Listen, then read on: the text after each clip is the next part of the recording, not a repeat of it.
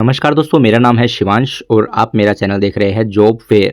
तो Goa shipyard limited जो कि एक मिनी रत्न कंपनी है, इन्होंने यहाँ पर जो है ITI diploma 10th 12th BSc MSc PGDM pass candidates के लिए यहाँ पर जो है कॉन्ट्रैक्ट बेस्ड वैकेंसी यहाँ पर रिलीज़ की है।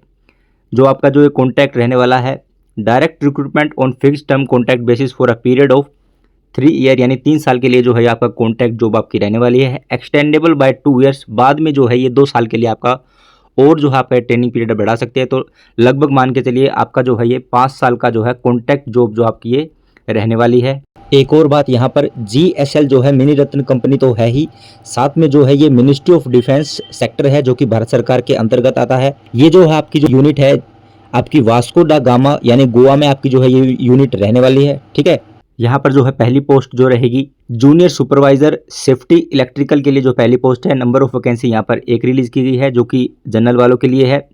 पहले साल में जो है आपको यहाँ पर 41,400 रुपये मिलेंगे, दूसरे साल में जो है आपको यहाँ पर 43,500, तीसरे में 45,700 रुपये आपको ये जो है ये आपको सैलरी मिलेगी। एज लिमिट की यहाँ पर बात करें तो यहाँ पर जो है जनरल और ईडब्ल्यूएस की यहाँ पर जो मैक्सिमम एज है यहाँ पर 33 जो एज आपकी रखी गई है। दूसरी पोस्ट जो है जूनियर सुपरवाइजर पेंटर के लिए जो है नंबर ऑफ वैकेंसी 2 रखी गई है, एक जिसमें जनरल की है और एक ओबीसी के लिए है। पहले साल में जो है आपकी जो सैलरी आपको 41,400 मिलेगी, दूसरे साल में जो है 43,500, थर्ड ईयर में जो आपको 45,700 रुपये यहाँ पर आपको सैलरी मिल जाएगी। एज लिमिट यहाँ पर भी लगभग सब पोस्टों में जो है जनरल और ईडब्ल्यूएस की जो एज लिमिट है मैक्सिमम यहाँ पर 33 रखी गई है। काउंट जो है 30/6/2025 तक जो आपकी ये काउंट होएगी।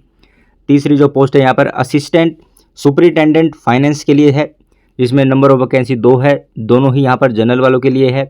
पहले साल यहाँ पर 41,400 मिलेगी, दूसरे साल 43,500 और तीसरे साल जो आपकी सैलरी रहेगी 45,700 रुपये यहाँ पर मिलेगी। 33 वही है जनरल ईडब्ल्यूएस की मैक्सिमम एज। चौथी पोस्ट यहाँ पर बात करें तो असिस्टेंट सुपरिटेंडेंट हिंदी ट्रांसलेटर के लिए यहाँ पर जो है एक पोस्ट रिलीज़ की गई है जो कि जनरल वालों के लिए है। पहले साल में जो है आपकी 41,400 रहेगी, दूसरे साल में 43,500, ऐसे ही तीसरे साल में आपकी जो सैलरी है 45,700 रुपये रहेगी। जनरल ईडब्ल्यूएस के लिए यहाँ पर 33 जो है मैक्सिमम एज रखी गई है। पांचवी पोस्ट की बात करें तो टेक्निकल असिस्टेंट मैकेनिकल के लिए, जिसमें नंबर ऑफ वैकेंसी यहाँ पर 15 रिलीज़ की गई है, जिसमें एक एससी की रहने वाली है, 2 एसटी की, 3 ओबीसी की, 2 ईडब्ल्यूएस की, 6 जनरल वालों के लिए है और एक जो है पीडब्ल्यूडी वालों के लिए है। इसमें जो पहले साल जो आपकी सैलरी रहेगी 36,300 रहेगी, दूसरे साल में आपकी जो है 38,200, तीसरे साल में 40,200 रुपये यहाँ पर आपकी सैलरी रहेगी। जनरल ईडब्ल्यूएस की एज लिमिट 36 यहाँ पर रखी गई है। ठीक है, छठी पोस्ट यहाँ पर बात करें तो टेक्निकल असिस्टेंट इलेक्ट्रिकल और इलेक्ट्रॉनिक्स की जो है नंबर ऑफ वैकेंसी यहाँ पर 10 रिलीज़ की गई है, जिसमें 2 एसटी की है, 3 ओबीसी की रहने वाली है, एक ईडब्ल्यूएस की, 4 जो है जनरल वालों की रहने वाली है। सैलरी जो है पहले साल आपकी जो है 36,300 रहेगी, दूसरे साल 38,200, तीसरे साल जो है आपकी 40,200 रुपये यहाँ पर सैलरी रहेगी। जनरल ईडब्ल्यूएस की एज लिमिट 36 यहाँ पर मैक्सिमम रखी गई है। बात कर लेते हैं यहाँ पर 7वीं पोस्ट की, तो 7वीं पोस्ट आपकी टेक्निकल असिस्टेंट शिप बिल्डिंग के लिए है। नंबर ऑफ वैकेंसी यहाँ पर 15 रिलीज़ की गई है, जिसमें 2 एसटी की है, 2 ओबीसी की, एक ईडब्ल्यूएस की, 8 जो है जनरल की रहेगी। पीडब्ल्यूडी वीएच और एलवी जो कैटेगरी एक उनकी और एक जो पीडब्ल्यूडी एमएच के लिए एक यहाँ पर उनके लिए है। फर्स्ट ईयर जो आपकी सैलरी रहेगी 36,300 है, सेकंड ईयर 38,200 और जो तीसरे साल आपकी जो सैलरी रहेगी 40,200 रुपये रहेगी। जनरल और ईडब्ल्यूएस की यहाँ पर 36 मैक्सिमम एज रखी गई है। 8वीं पोस्ट यहाँ पर नर्स जो है मेल के लिए रिलीज़ की गई है, नंबर ऑफ वैकेंसी यहाँ पर एक है जो कि जनरल वालों के लिए है। पहले साल आपकी जो है 31,200 सैलरी रहेगी, दूसरे साल 32,800, तीसरे साल जो है 34,500 रहेगी। जनरल ईडब्ल्यूएस की यहाँ पर 33 मैक्सिमम एज। 9वीं जो पोस्ट है यहाँ पर ऑफिस असिस्टेंट क्लैरिकल स्टाफ के लिए जो वैकेंसी रिलीज़ की गई है, जिसमें नंबर ऑफ पोस्ट 12 रिलीज़ की गई है, जिसमें एक एससी की है, 2 एसटी की, 2 ओबीसी की, 2 ईडब्ल्यूएस की, 3 जो है जनरल की और जो है पीडब्ल्यूडी की जो कैटेगरी है इनमें एक एक इनको यहाँ पर रिलीज़ की गई है। जिसमें पहले साल में यहाँ पर आपकी जो सैलरी 32,600 रहेगी, दूसरे साल में 34,300, तीसरे साल में यहाँ पर 36,100 रुपये आपकी जो है सैलरी रहने वाली है। जनरल और ईडब्ल्यूएस की यहाँ पर 35 एज लिमिट मैक्सिमम रखी गई है। बात कर लेते हैं यहाँ पर 10वीं पोस्ट की। 10वीं पोस्ट जो office assistant clerical staff Delhi office के लिए रखी गई है, जिसकी नंबर ऑफ वैकेंसी 2 रहने वाली है, एक जनरल की है, एक ओबीसी के लिए है। पहले जो साल आपकी सैलरी रहेगी 32,600, फिर दूसरे साल 34,300, तीसरे साल में आपकी 36,100 रुपये रहेगी। जनरल ईडब्ल्यूएस की यहाँ पर 35 एज लिमिट रखी गई है। 11वीं post office assistant finance and आईए की रखी गई है, जिस नंबर ऑफ वैकेंसी यहाँ पर 3 रिलीज़ की गई है। एक ओबीसी की रहेगी, 2 जनरल की।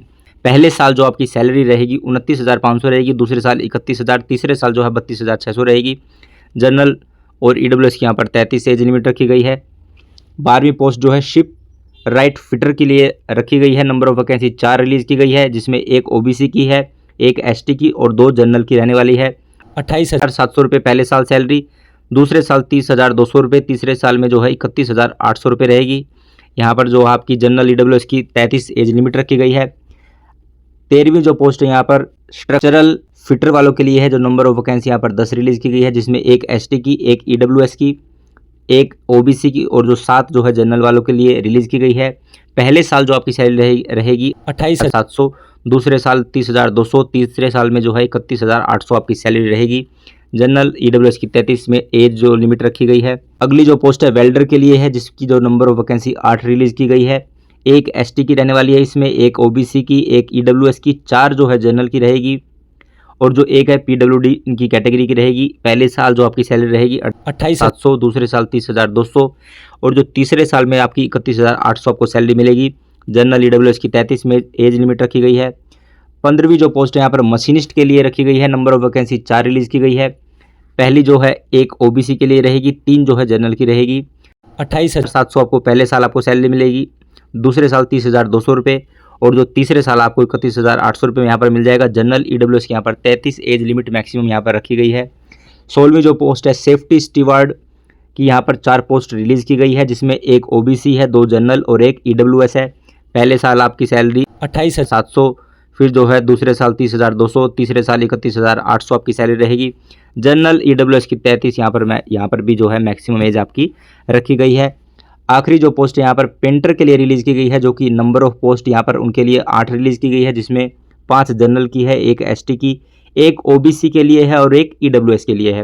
पहले साल जो पेंटर की सैलरी रहेगी वो 30,100 रुपये रहेगी, दूसरे साल जो आपको 31,700 रुपये मिलेगा और जो तीसरा साल जो है आपको 33,300 रुपये यहाँ पर आपको सैलरी मिल जाएगी। एज लिमिट की यहाँ पर बात करें जनरल और ईडब्ल्यूएस की, तो 35 जो है मैक्सिमम एज यहाँ पर रखी गई है। एज रिलैक्सेशन एज पर रूल आपको यहाँ पर देखने को मिल जाएगा। यहाँ पर इन्होंने एक्स सर्विसमैन वालों के लिए, अग्निवीर, पीडब्ल्यूडी के लिए, सबके लिए जो है एज रिलैक्सेशन दिया है। 3 साल जो है आपको और 5 साल एससी एसटी के लिए और जनरल और ईडब्ल्यूएस के लिए यहाँ पर दिया गया है। ठीक है, बात कर लेते हैं यहाँ पर जो है इन पोस्ट के हिसाब से आपकी क्या क्वालिफिकेशन होनी चाहिए। तो जो जूनियर सुपरवाइजर सेफ्टी इलेक्ट्रिकल के लिए जो आपका क्वालिफिकेशन जो है, the candidate should possess minimum 3 साल का आपके पास जो है डिप्लोमा होना चाहिए इन किसमें, इलेक्ट्रिकल इंजीनियरिंग में, और आपके पास जो है 1 साल का full time diploma in industrial safety award by board of technical education में आपके पास होना चाहिए ऑफ एनी, कहीं से भी, चाहे वो स्टेट का हो, चाहे वो यूटी का हो, और सीएलआई, आरएलआई, मिनिस्ट्री ऑफ लेबर, इनमें से किसी का भी जो है आपके पास 1 साल का जो है वो सर्टिफिकेट आपके पास होना चाहिए डिप्लोमा के साथ।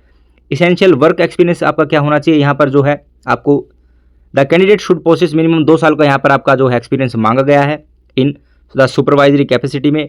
दूसरी जो पोस्ट थी जूनियर सुपरवाइजर पेंट के लिए, यहाँ पर जो आपके पास the candidate should possess minimum 3 साल का जो आपके पास फुल टाइम डिप्लोमा होना चाहिए इन मैकेनिकल इंजीनियरिंग में फ्रॉम अ रिकॉग्नाइज्ड इंस्टीट्यूट और यूनिवर्सिटी से। इसेंशियल वर्क एक्सपीरियंस जो आपके पास होना ही चाहिए, द कैंडिडेट शुड पोसेस 2 साल का post qualification relevant work experience होना चाहिए in supervisory capacity in an industry के अंदर and relevant supervisory work experience in painting function with exposure to paint specification के अंदर, QA of paint and test trial method procedure, इनमें जो है आपका एक्सपीरियंस होना चाहिए। तीसरी जो पोस्ट है यहाँ पर असिस्टेंट सुपरिटेंडेंट फाइनेंस के लिए जो थी क्वालिफिकेशन, इसमें आपका जो है ग्रेजुएट आपके पास होना चाहिए having passed intermediate examination from the institute of chartered accountant of India, ठीक है, और institute of cost account of India, और या फिर आपके पास चाहे तो आपके पास जो है चार्टर्ड अकाउंटेंट का जो है आपके पास इंस्टीट्यूट से कोई कोर्स किया हो इंडिया से, या फिर आपके पास जो है फुल टाइम MBA किसमें, फाइनेंस में हो, और जो है 2 साल का PGDM फाइनेंस के अंदर हो। ठीक है, तो आप यहाँ पर एलिजिबल हो जाओगे। वर्क एक्सपीरियंस यहाँ पर आपके पास the candidate should have minimum 2 साल का लगभग सभी ट्रेड के अंदर जो आपसे एक्सपीरियंस यहाँ पर मांगा जाएगा हर पोस्ट के अंदर। तो जो इसके अंदर जो है 2 साल का एक्सपीरियंस होना चाहिए, relevant work experience in finance function के अंदर। ठीक है, यहाँ पर जो बात कर लेते हैं चौथी पोस्ट की, जो असिस्टेंट सुपरिटेंडेंट हिंदी ट्रांसलेटर की थी, यहाँ पर जो आपकी क्वालिफिकेशन आपके पास बैचलर डिग्री होनी चाहिए इन हिंदी में with English as one of the subject, उसके अंदर जो है आपका एक सब्जेक्ट इंग्लिश जो है होना चाहिए। At degree level either as compulsory or optional from a recognised university or institute with minimum 1 साल का डिप्लोमा आपके पास होना चाहिए। एक्सपीरियंस के Hindi translation from Hindi to English vice versa के अंदर। वर्क एक्सपीरियंस आपके पास 2 साल का यहाँ पर post qualification relevant work experience होना चाहिए ऑफ ट्रांसलेशन के अंदर from Hindi to English and vice versa के अंदर, ठीक है। अगली जो पोस्ट थी यहाँ पर टेक्निकल असिस्टेंट मैकेनिकल के लिए, तो यहाँ पर आपके पास जो है 3 साल का जो है फुल टाइम डिप्लोमा होना चाहिए इन मैकेनिकल इंजीनियरिंग में फ्रॉम अ रिकॉग्नाइज्ड इंस्टीट्यूट और यूनिवर्सिटी से। एक्सपीरियंस की बात करें यहाँ पर तो कैंडिडेट शुड पोसेस मिनिमम 5 साल का जो टेक्निकल असिस्टेंट के लिए यहाँ पर जो है 5 साल का जो आपसे एक्सपीरियंस मांगा गया है। अगर आपके पास है 5 साल का तो ही जो है आप यहाँ पर एलिजिबल हो पाओगे, ठीक है। डिज़ायरेबल यहाँ पर क्या है, अगर आपके पास है ability to work on AutoCAD adequate working knowledge of कौन, अगर आपके पास ये है तो ठीक है, नहीं है तो भी आप यहाँ पर एलिजिबल होगे।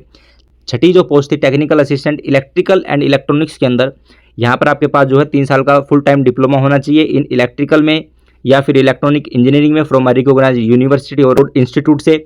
वर्क एक्सपीरियंस आपके पास जो है मिनिमम जो है 5 साल का यहाँ पर भी है जो आपसे मांगा गया है टेक्निकल असिस्टेंट के लिए भी, ठीक है। बात कर लेते हैं यहाँ पर अगली पोस्ट जो थी टेक्निकल असिस्टेंट शिप बिल्डिंग के लिए, तो आपके पास मिनिमम जो है 3 साल का फुल टाइम डिप्लोमा होना चाहिए इन शिप बिल्डिंग इंजीनियरिंग और fabrication technology and erection engineering from recognised institute और यूनिवर्सिटी से जो है आपके पास यहाँ पर इनमें डिप्लोमा आपके पास होना चाहिए वो फुल टाइम, ठीक है। एसेंशियल वर्क एक्सपीरियंस आपके पास जो है 5 साल का इन्होंने मांगा है, तो अगर आपके पास 5 साल का एक्सपीरियंस यहाँ पर है तो आप जो है इस फॉर्म को अप्लाई कर देना।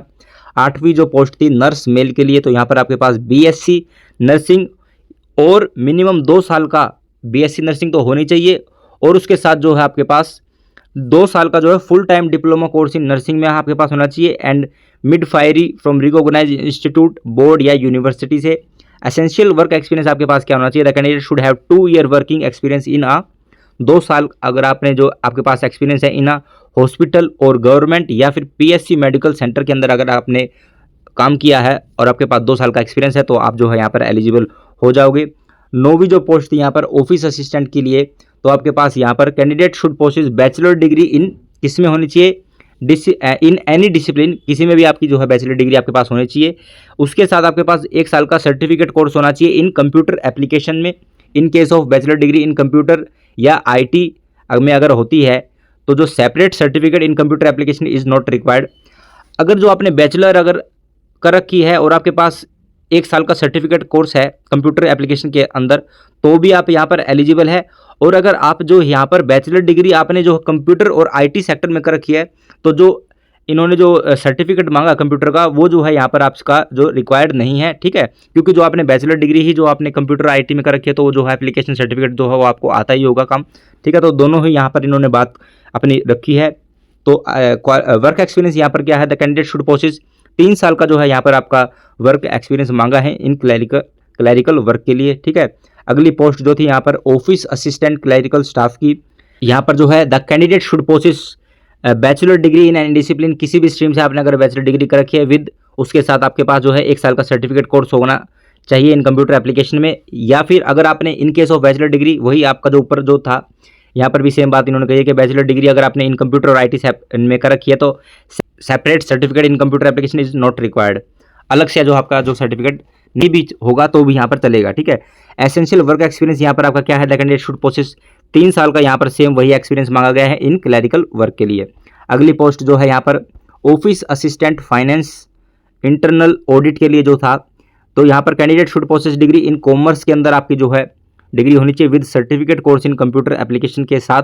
वर्क एक्सपीरियंस यहाँ पर जो है आपका 1 साल का होना चाहिए, ठीक है। अगली जो पोस्ट थी यहाँ पर 12वीं जो थी शिप राइट फिटर के लिए, तो जो है एप्लीकेंट शुड पोसेस 10th यानी SSC with training certificate from deck या इंजन डिपार्टमेंट से जो आपका ट्रेनिंग सर्टिफिकेट आपके पास होना चाहिए 10th के साथ। और जो है essential work experience the candidate should possess minimum 2 साल का एक्सपीरियंस आपके पास यहाँ पर होना चाहिए।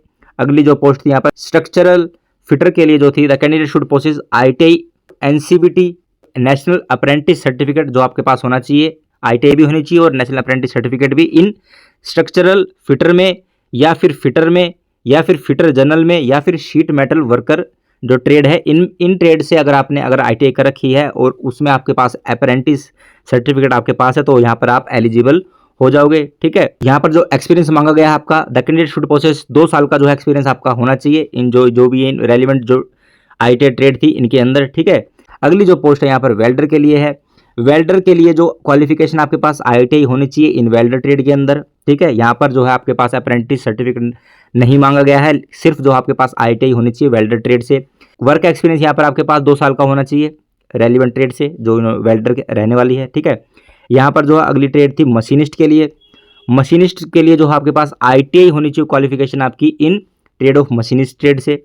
ठीक है, और वर्क एक्सपीरियंस यहाँ पर 2 साल का मांगा गया है आपका, जो है इस रेलिवेंट ट्रेड के अंदर आपका एक्सपीरियंस होना चाहिए जो कि मशीनिस्ट रहने वाली है। अगली जो पोस्ट है सेफ्टी स्टीवर्ड के लिए जो थी, उसके लिए आपके क्वालिफिकेशन जो आपकी, the candidate should possess SSC यानी 10th और 1 साल का आपके पास डिप्लोमा सर्टिफिकेट होना चाहिए इन इंडस्ट्रियल सेफ्टी के अंदर या फिर फायर के अंदर या फिर safety management from a recognised institute से। ठीक है, 10th के साथ साथ आपके पास जो है 1 साल का यहाँ पर डिप्लोमा सर्टिफिकेट कोर्स होना चाहिए इन जो मैंने आपको ये बताया है इनके अंदर। ठीक है, वर्क एक्सपीरियंस आपका कितना है, 2 साल का आपके पास जो है वर्क एक्सपीरियंस आपके पास होना चाहिए। अगली जो पोस्ट थी पेंटर के लिए, पेंटर के लिए दो candidate should minimum SSC 10th जो है आपके पास होना चाहिए। ठीक है, यहाँ पर जो है ITI आपसे नहीं मांगी गई है। ठीक है, यहाँ पर केवल जो आपके पास जो है 10th आप पास होने चाहिए। वर्क एक्सपीरियंस यहाँ पर द कैंडिडेट शुड पोसेस 4 साल का जो है आपका वर्क एक्सपीरियंस होना चाहिए इन पेंटर लाइन में। ठीक है, यहाँ पर अब बात कर लेते हैं सिलेक्शन प्रोसेस इनका क्या रहने वाला है। तो selection process, criteria for selection, the selection process shall consist of written test, पहला जो आपका रिटन टेस्ट होगा, फिर आपका जो है दूसरा डॉक्यूमेंट वेरिफिकेशन होगी, उसके बाद जो आपका तीसरा स्किल या फिर ट्रेड टेस्ट आपसे लिया जाएगा। रही बात यहाँ पर रिटन टेस्ट की, द रिटन टेस्ट में be conducted through computer based test हो सकता है या फिर जो है PBT यानी पेपर बेस्ड टेस्ट हो सकता है। नॉर्मली जो आपके जो है 25% जो आपका जनरल एप्टीट्यूड के क्वेश्चन आएंगे और जो 75% जो क्वेश्चन है वो जो आपके ट्रेड रिलेटेड आपसे पूछे जाएंगे। ठीक है, तो 100 मार्क्स का जो है यहाँ पर आपका पेपर रहने वाला है। बात कर लेते हैं वेटेज की, 1 से लेकर जो 4 के अंदर जो पोस्ट थी उनका जो है रिटन टेस्ट वेटेज 50% रहेगा, स्किल टेस्ट वेटेज जो है 50% रहेगा। फिर जो है यहाँ पर minimum qualification mark written test और स्किल टेस्ट का जो है जनरल और EWS के लिए यहाँ पर बताई गई है 40% और 35%, SC ST PWD और OBC के लिए। जो 11 जो के अंदर जो टेबल के अंदर जो पोस्टें थी उनके लिए वेटेज 40% रहेगा रिटन टेस्ट का और स्किल टेस्ट का यहाँ पर 60 रहेगा। और जो मिनिमम क्वालिफिकेशन जो मार्क्स है रिटन टेस्ट और स्किल टेस्ट के, EWS जनरल के लिए 40% और SC ST PWD के लिए यहाँ पर 35% रखे गए हैं। 12 से लेकर 17 के टेबल के अंदर जितनी भी पोस्टें थी उनका जो रिटन टेस्ट वेटेज 30% लेंगे, स्किल टेस्ट वेटेज 70% रहेगा और जो मिनिमम क्वालिफिकेशन मार्क्स जो थे जनरल EWS के यहाँ पर 40% रहने वाले हैं और SC ST PWD और OBC के लिए यहाँ पर 35% यहाँ पर रखे गए हैं। ठीक है, तो ये कुछ आपका वेटेज रहेगा एग्जाम का पोस्ट के हिसाब से। ठीक है, यहाँ पर मैंने आपको सारा बता दिया है। अगला जो है यहाँ पर पोस्टिंग जो है यहाँ पर आपको, the posting shall be at GSL any other GSL unit, अगर जितनी भी भारत के अंदर इनकी GSL यूनिट कहीं पर भी आपको जो है पोस्टिंग करवा सकते हैं प्रोजेक्ट साइट के लिए, ऑफिस एज डिजायरेबल बाय, जो भी इनकी रिक्वायरमेंट होगी। ठीक है, जहाँ पर भी इनका वर्क साइट प्रोजेक्ट चलता है वहाँ पर जो है आपको ये भेज सकते हैं इंडिया के अंदर जितनी भी इनकी यूनिट है GSL की। ठीक है, अप्लाई आपको यहाँ पर कैसे करना है, तो अप्लाई जो है ये ऑनलाइन किया जाएगा, इनकी ऑफिशियल वेबसाइट पर जो है आपको जाकर अपना जो फॉर्म है वो अप्लाई करना होगा। विजिट अवर वेबसाइट www.goashipyard.in पर जाकर जो है आपको अपना फॉर्म अप्लाई करना होगा जो कि ऑनलाइन रहेगा। करियर में जाकर क्लिक कीजिए, लिंक GSL करियर होगा, क्लिक एंड अप्लाई नाउ पर क्लिक करिए, बटन है सेलेक्ट द पोस्ट, जो भी आप पोस्ट सेलेक्ट करते हैं, जो जिस भी ट्रेड से अपना ITI करके या जो भी पोस्ट के लिए आप एलिजिबल है वो पोस्ट यहाँ पर सेलेक्ट कर लेना। You wish to apply for, you are advised to go through the eligibility criteria and the term and condition of advertisement before applying online. ठीक है, फॉर्म भरने से पहले जो है अपना एलिजिबिलिटी क्राइटेरिया देख लेना। ठीक है, और एडवर्टाइजमेंट जो है अच्छे से पढ़ लेना, तभी जो आप अपना जो है अप्लाई अपना जो है फॉर्म कर लेना। प्लीज कीप स्कैन को प्रीफर एबली JPG और PDF फॉर्मेट के अंदर होनी चाहिए the following document before proceeding to fill up on the online application. जो आपकी जितने भी आप अपने जो स्कैन कॉपी डॉक्यूमेंट्स के जो भी वहाँ पर अपलोड करोगे वो जो है आपका JPG और PDF फॉर्मेट में होगी, वो वहाँ पर जो आपको ऑप्शन मिल जाएगा वो यहाँ पर आपको बता भी देंगे कि जो डॉक्यूमेंट आपका JPG में होना चाहिए या PDF में। ठीक है, जब आप फॉर्म भरोगे वो आपको पता लग जाएगा। Passport size photograph with light background, आपका जो है बैकग्राउंड फोटो के पीछे लाइट बैकग्राउंड होना चाहिए वाइट में। ठीक है, जो बैकग्राउंड है वो वाइट होना चाहिए, without any obstacle covering obstructing the face and eyes, जो है फेस आपका नहीं ढका होना चाहिए, आइज आपकी नहीं ढकी होनी चाहिए, यानी कि जो है चश्मा जो आपने नहीं पहना होना चाहिए। Size of the file should be below, जो फोटो का साइज है यहाँ पर 450 KB यहाँ पर रखा गया है, ठीक है। Candidate signature should be on a plain white paper with black ink, the signature should not be digitalise, it should be scan copy of your own signature on paper with pen, size of file should be 450 KB जो है signature का यहाँ पर रखा गया है। White paper के ऊपर जो आपको ब्लैक इंक से जो है अपने सिग्नेचर करने हैं, वही वहाँ पर आपको जो स्कैन करना होगा। फिर जो है यहाँ पर 10th का certificate as proof of date of birth के लिए, जो कि 50 KB इन साइज में रहेगा। फिर जो आपको एजुकेशन क्वालिफिकेशन की जो मार्कशीट और डिग्री होगा, note more than 1 MB, 1 MB से वो ज़्यादा कहीं नहीं होनी चाहिए। फिर जो अपनी कास्ट जो डिसेबिलिटी सर्टिफिकेट या एक्स सर्विसमैन सर्टिफिकेट जो भी आप अपलोड करोगे वो 500 KB से ज़्यादा का नहीं होना चाहिए। फिर अपना एक्सपीरियंस आप अपलोड करोगे वो जो है 1 MB से ज़्यादा का नहीं होना चाहिए। फिर अपना जो है आप आधार कार्ड जो आप स्कैन कर जो अपलोड करोगे वो जो है 500 KB से ज़्यादा का नहीं होना चाहिए। तो ये कुछ डॉक्यूमेंट की जो है जो साइज़ मैंने आपको बता दी है। ऑनलाइन जो पेमेंट आपकी रहेगी यहाँ पर, after completion of personal information in online application form the candidate have to fill the payment detail and make the online payment of application fee. यहाँ पर जो है एप्लीकेशन की जो फीस आपकी 200 रुपये रहने वाली है, जो कि नॉन रिफंडेबल रहेगी, ठीक है। यहाँ पर जो है आप जो SBI ई-पे से by debit card, credit card, net banking या इस जो इन ऑप्शन से जो अपनी जो ऑनलाइन फीस जो आप जो है आप पेमेंट जो है आप कर सकते हो। Application without prescribe fees shall be liable for rejection. SC, ST, PWD और एक्स सर्विसमैन के लिए यहाँ पर फीस चार्ज नहीं लगेगी, ठीक है। No fee is required to be paid by internal candidate who apply for the said post. जो भी इंटरनल यानी इस डिपार्टमेंट के अंदर जो एम्प्लॉय है, अगर वे भी यहाँ पर जो फॉर्म अप्लाई करते हैं तो उनकी भी यहाँ पर फीस नहीं लगेगी। After submitting your payment information in the online application form please wait for the information from the server, ठीक है, आपको वेट करना होगा। Do not press back. जब आप ऑनलाइन जो सबमिट करोगे अपनी पेमेंट, तो आपको जो है उसका प्रोसेस चलते रहना है, आपको बैक नहीं करना है, ठीक है। उस पेज को जो है आपको रिफ्रेश नहीं करना है, पहले जो अपनी पेमेंट होने देना है। On successfully completion of the transaction fee receipt would be generated हो जाएगी। Candidate have to download and take print. जब आपकी जो पेमेंट जब आपकी हो जाएगी तो आप जो है उसको डाउनलोड कर लेना। Take print for fee receipt के जो है आपको टेक प्रिंट एक प्रिंट अपना जो है कर लेना। Non generation of fee receipt indicate payment failure. In case of failure of payment candidate are advised to log in again and repeat the process payment. अगर जो आपकी पेमेंट जो है फेल्यूर हो जाती है तो जो है आप अपना जो है लॉग इन करके दोबारा उसको जो है प्रोसेस जो पेमेंट की प्रोसेस है वो दोबारा आप कर सकते हो, ठीक है। After completing the online application the candidate will not be allowed to edit his application detail. एक बार जो आपने अगर अपनी एप्लीकेशन सबमिट कर दी है, कंप्लीट कर दी है, उसके बाद जो आप अपनी जो एप्लीकेशन डिटेल है वो आप एडिट नहीं कर पाओगे, ठीक है। दूसरा, यहाँ पर completion of online application form the candidate are required to mandatory take print out of auto generated field in application form as the same as required to be produce for subsequent selection process. आप जब वो application जब आपकी complete हो जाएगी उसका जो है आप एप्लीकेशन का प्रिंट कर लेना फॉर द फ्यूचर के लिए। जब आप सिलेक्शन प्रोसेस की अगली स्टेज में जाएंगे वहाँ पर जो है वो आपको दिखाना होगा।